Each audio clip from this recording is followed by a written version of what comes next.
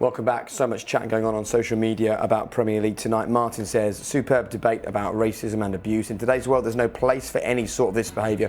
With social media now, we can use it to stamp it out. Clubs need to do more stadium announcements every game. James, no one should have to deal with racism, no matter what profession you're in. It's crazy that in this day and age, we have to remind people that it's wrong.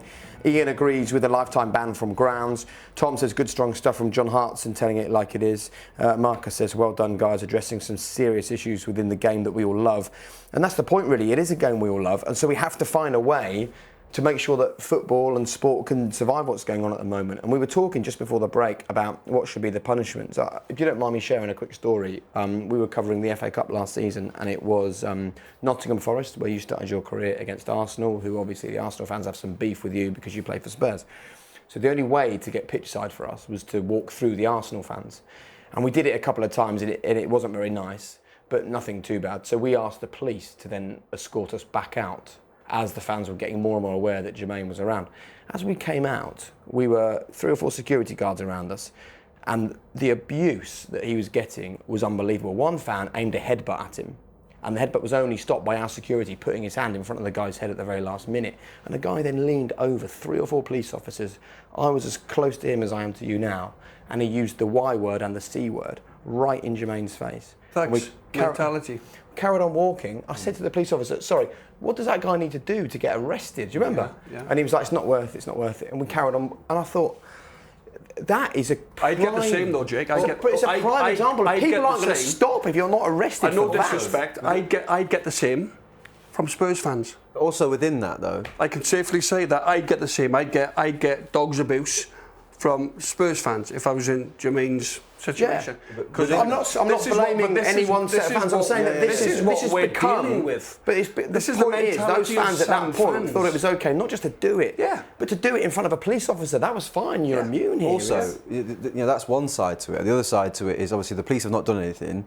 But whether it's me or John receiving this type of abuse, we're expected to sit there. And as you saw my reaction, like inside, my blood was boiling. Do you know what I mean? And you just have to remain cool because you know full well that if anything did happen in that particular moment, as he's come for me, if I've gone back for him and it did turn into something, I'm the one who's on the front page of the paper, or John's the one on the front page of the paper. We're the one getting it in the neck and probably losing our jobs and so on and so forth. So it was, I mean, it was a tricky situation, obviously, but it's just something that is just, for some horrible reason, is just within certain fans. This is my problem about football stadiums, though. I mean, it's like you pay your 50 quid or 60 or whatever a ticket is nowadays. If I went to the theatre and I paid my 50 quid and I was watching, I started abusing everybody and aiming a headbutt at someone or doing whatever, swearing, I'd get marched out. I'd be in the cell that night.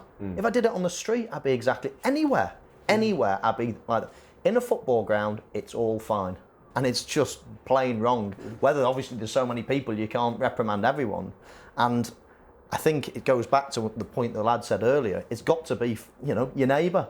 If someone's doing something wrong, you've got to say something or report it. I mean, because the police can't look after 50, 60,000 people. So, but that's the attitude that always has frustrated me, is that people think as soon as they walk through everything, it's the one place in the world you can go and you can say what you want, do what you want, and there'll be no repercussions. But it's not just in stadiums, is it? We now seem to live in a very toxic world. We had Karen Carney with us for the Europa League, who said to us that playing football's fine because everyone at a women's game is pleased to be there, they're positive towards the players. On social media, it's worse than it's ever been. And some of the stuff that was coming her way was horrendous. I made a mistake on this show a couple of weeks ago with Rio Ferdinand and ended up getting death threats sent to me. People wishing that I would die. You'll get it all the time. Martin Keown said to me this week he's had enough of travelling abroad to cover matches in Europe because of the abuse that he gets.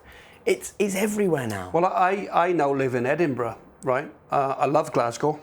I played for Celtic for five years.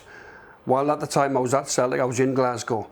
I've now recently moved back up to Scotland, but I've chose Edinburgh for the simple fact I get less hassle in Edinburgh. I can actually walk into the city centre with my family and it's full of tourists. They come and see the castle and the architecture. So you've changed where you're living? I live in Edinburgh for the simple fact that if I'm walking up the street in Glasgow, I'm going to get a comment, and it doesn't matter whether my children or my wife are with me or if I'm on my own. And I just don't want it. I'm 43. I retired 10 years ago. I don't need it. I'm not I just don't need the ag. Leave me alone. Do you know what I mean? I'm 10 years. I'm gone. I'm washed up. Do you know what? We've been here a number of times, haven't we? We've had these kinds of conversations. We've seen stuff happen in football stadiums that we don't like or on social media. Hopefully, this is the one time that just because we have 2 or 3 weeks with no alleged racial abuse, that it doesn't disappear, it doesn't melt away, and we become a bit more tolerant.